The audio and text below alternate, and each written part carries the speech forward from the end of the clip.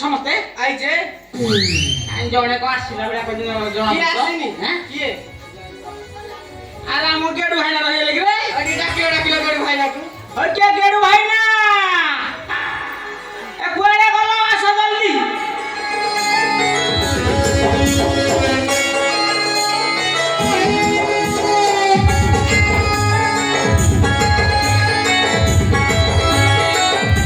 ଭାଇନା ତମକୁ ଟାଇମ ହେଇନି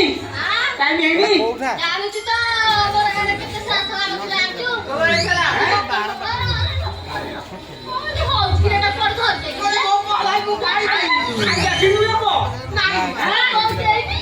ନାଇଁ ପରା ମୋ ବୋଉ କହିଲା ବାପେ ଆରେ ଇଏ ହେଲା ଯାହା ହେଇଛି ମୋ ବୋଉ ପଳେଇଆଇଲି ତମେ ଗୋଟେ ସବୁ ସ୍ୱାର୍ଥପର କଣଟେ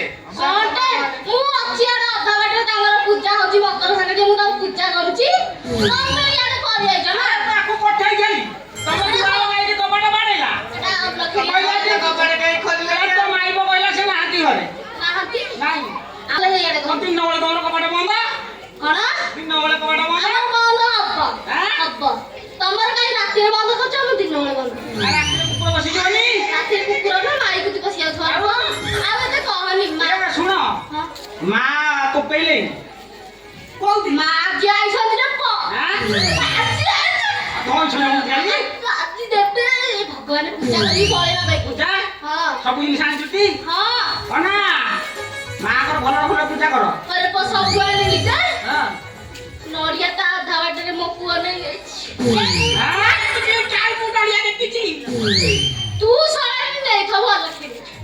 ମୁଁ ଜାଣିନି ତୋ ବୋଉ ତତେ କ୍ଷୀର ଦଉନି ରେ ପୁଅ ଏଇ ପକେଇ ରଖିଲି ନଡ଼ିଆ ରଖିଛି ରଖିଲି ଏ ନଡ଼ିଆ ଜରା ତମକୁ ନଡ଼ିଆ ମିଳୁନି ଆମ ବାରି ବଡକୁ ଯିବା କେତେ ନଡ଼ିଆ ଆଣିବ ଦବୁ?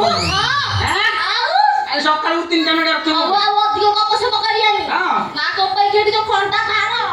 ପୁଅ ଚେତା ମାର ନାଇଁ ଭାଇନା ମୋ ମାଇକର ମୋଟା କହିଚା ଆଉ ମତେ ସବୁ ପୂଜା ପୂଜା ଭାଇନା ତମର ଏତିକି ଥାଉ ଆମେ ଜାଣିଛୁ ତମର କେମିତିଆ ହେଲା ଏବେ ଆରମ୍ଭ କରିବା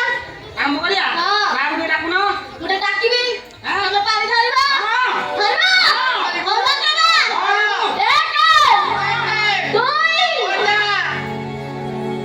ତୁ ଅନଉନୁ ତ ଗାଁରେ ନାହିଁ କର ନା ମା ନେଇଥିଲି ମୁଁ ଜାଣିପାରୁନି ଟିକେ ଦୁର୍ବଳିଆ ଲୋକ